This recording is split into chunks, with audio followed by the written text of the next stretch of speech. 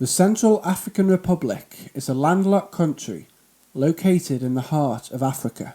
Its borders were established by the French, which colonised the country from the 19th century until 1960. Despite its abundance of natural minerals and fertile lands, the CAR constantly ranks amongst the poorest 10 countries in the world. In 1960, the Central African Republic was formally granted independence from France, and in the first free elections, a man named David Dacko was selected as the president of the CAR. The cousin of David Dacko was a man named Jean Bedel Bokassa, a man born in 1921 in the village of Bangui, around 50 miles southwest of the capital, Bangui. His father was killed for resisting French colonial rule, and his mother would commit suicide from the grief of this.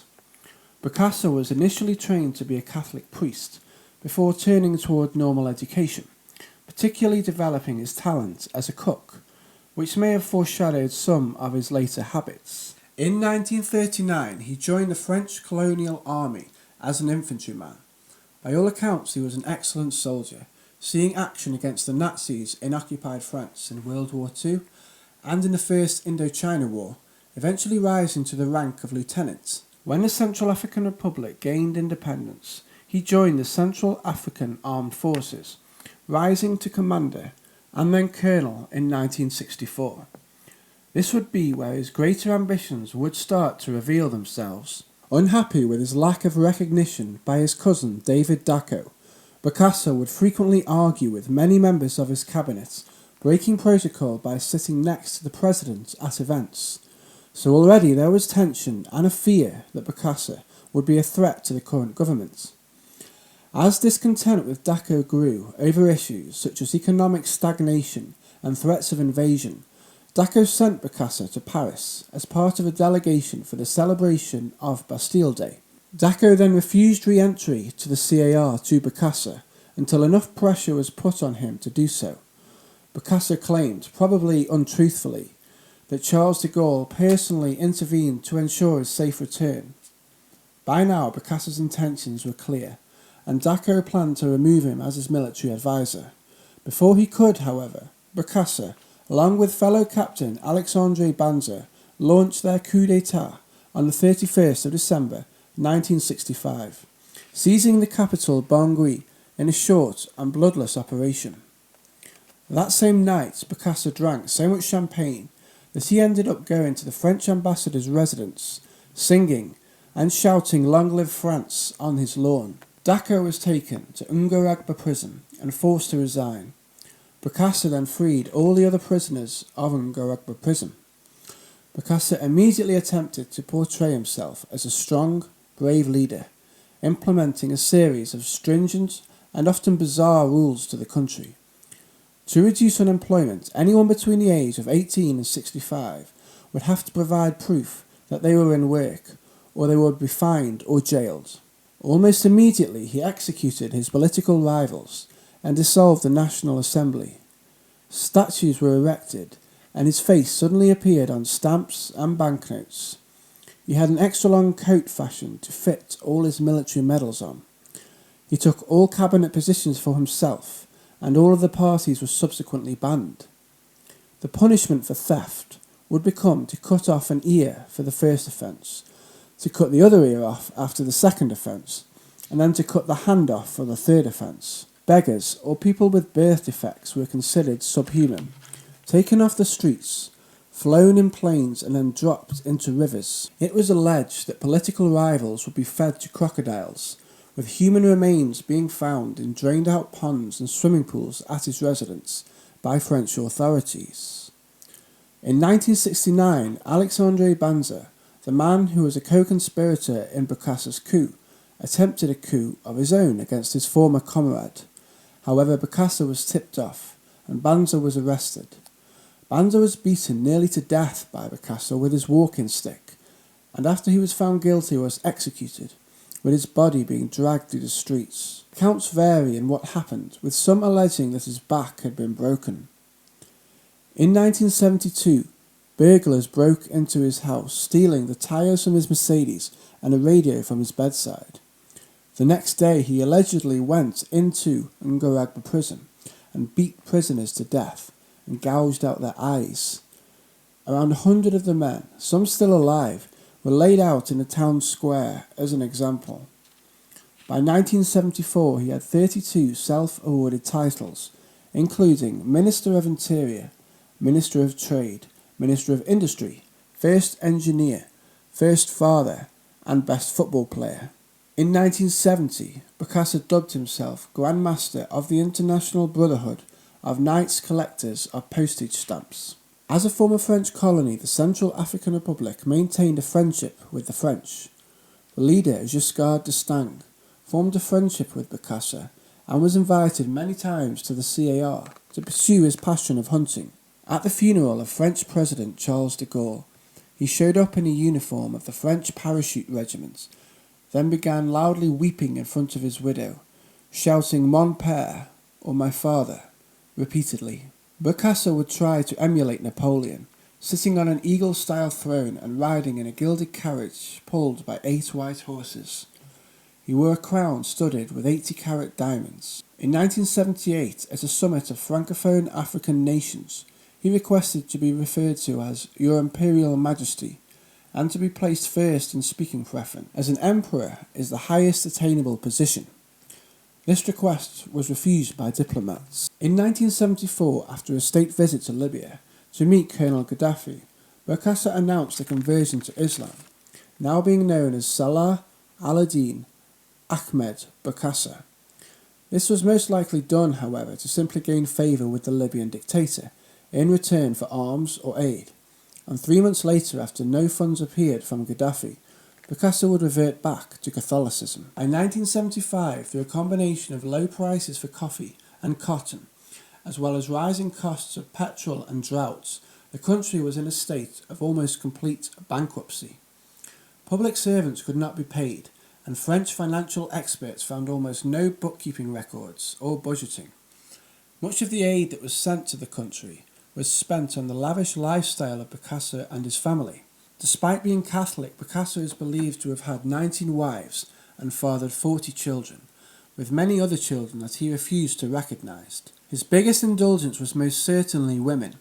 Any woman that he became obsessed with, he would provide a luxurious home for and would visit when he could. One of the most well-known of his wives was Romanian ballet dancer Gabriela Drimbo, who he met once while visiting Ceausescu in Romania. At first she rejected his advances, yet soon after, whether voluntarily or not, she would appear with him in Bangui. They were initially happy together until she was found in bed with members of his security detail. The security guards were all killed by Bokassa. However, Gabriela managed to escape the country. Bokassa would also accuse another one of his wives, Catherine, of sleeping with Giscard d'Estaing, as well as stealing royal treasures from him. He also demonstrated extreme possessiveness over his wives, once beating his chauffeur to death for not properly monitoring Catherine's comings and goings. In 1977, Bokassa declared the Central African Republic to be the Central African Empire, and himself as the emperor, with the title His Imperial Majesty. He was then coronated as emperor in a lavish ceremony involving 28,000 bottles of champagne and 60 Mercedes cars. The ceremony cost around $20 million. To put that in perspective, the entire aid budget of the CAR that year was $60 million. While no leaders chose to attend the ceremony, Bokassa claimed that he was gifted a suit of armour by General Franco, and that fellow despots Idi Amin and Mobutu didn't attend out of jealousy. After the coronation, journalist Michael Goldsmith was imprisoned after Bokassa believed his reporting on the coronation was a coded message and that Goldsmith was a spy. Bokassa himself then beat Goldsmith with a cane, almost to death, before forcing him to sign a false confession. This can be seen in the documentary Echoes from. After the savage beating he gave to Goldsmith, Bokassa then turned around and said he considered him to be a member of his family, and offered to make him his personal journalist for any salary he wanted. However, Goldsmith would refuse the offer. After the banquet of his coronation, He is alleged to have said to Descartes' personal emissary, Robert Galli, "You never noticed that you ate human flesh." He would offer his daughters for marriage in public auctions, with hundreds of men bidding for them. The eventual winners would be a doctor and a police officer. The chief of protocol's job was to bring him women, sometimes seen at processions and events. He would even walk around the districts of Bangui with a suitcase full of money, looking for women. Strangely, Bokassa had a tendency to be quite forgiving. This can be seen in him offering a job to the British journalist he had previously nearly beaten to death. He would also give David Dacko, the man he had overthrown in his coup, a position in his cabinet as well as a full salary. Bokassa would also continue to trouble D'Estaing. In 1975, Bokassa would gift diamonds to D'Estaing. He would deny their value until Bokassa let slip how much they were worth. This scandal was broken years later in 1981 and played a part in his loss of the presidential election.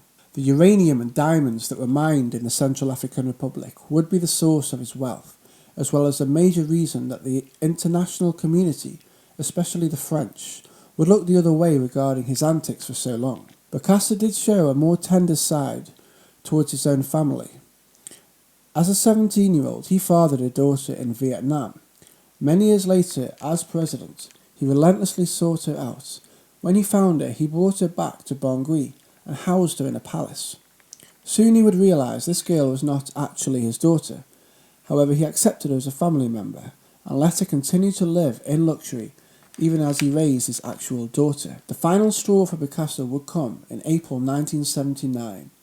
All students were required to wear school uniform from a textile plant run by one of Bokassa's wives. When school children took to the streets to protest this, they were massacred, with around 100 school children being killed. An inquiry found that Bokassa had personally killed many of the students himself. He was then dubbed the Butcher of Bangui. The massacre of these school children and the worldwide reaction seemed to be the straw that broke the camel's back, and the French government had finally had enough of Bokassa. Operation Barracuda saw French troops invade the Central African Republic with a commando squad and 300 troops from neighbouring Chad. On the 20th of September, Bokassa's cousin, David Dacko, would be reinstated as president. Bokassa fled to the Ivory Coast, then lived in exile in France, where he was given asylum for having served in the French military. In 1980, he was tried and sentenced to death in his absence for the murder of many political rivals. More and more murky details would come out regarding Bokassa following his arrest and subsequent exile, but perhaps these were exaggerated by the new regime, seeking to discredit him. However, it was alleged that in his palace, amongst other grim discoveries, was the frozen body of a schoolteacher in a freezer on a hook, and mounds of human flesh being prepared to be cooked. His former cook, in fact, testified that he would prepare human flesh for Bokassa. It was also claimed by the cook that he would fool foreign dignitaries into eating human flesh by serving them a roast leg and disguising it as another form of meat. Surprisingly, in 1986 he showed up in Bangui and was immediately arrested and tried for treason, murder and the acts of cannibalism that were being strongly rumoured. Some of the accusations at this trial were truly shocking.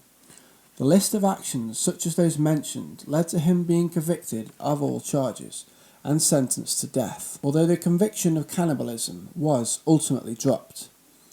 During his time in exile, he had written his memoirs.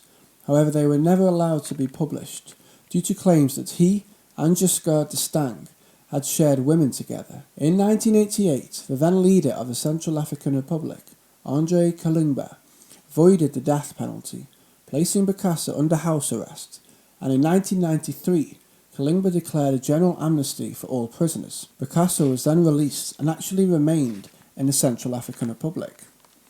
Speaking in 1996 in an interview, he then claimed to be the 13th apostle of Christ and to secretly be acting as a peacemaker for Pope John Paul II. In 1987, journalist Alex Shumatov became convinced that Bokassa had eaten human flesh. From interviews both with Bokassa and those involved with his regime and his day-to-day life, Bokassa would hold kangaroo courts of his political enemies before feeding them to lions or crocodiles. It was alleged that once the lion keeper was caught stealing meat from the lions to feed his family. He was then subsequently fed to the lions. When they refused to eat him, he was then fed to the crocodiles.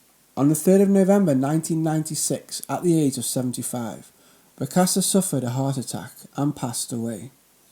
While many regarded Bokassa as a megalomaniac and a madman, there has been praised, and perhaps viewed with rose-tinted glasses, at the time of stability that he brought to the country, and of his strength as a leader and his patriotism. His legacy in life is certainly an interesting one, to put it mildly. While many of these stories may seem almost comical, it is important to remember the truly negative impact that many of Bokassa's policies had on the people of the Central African Republic.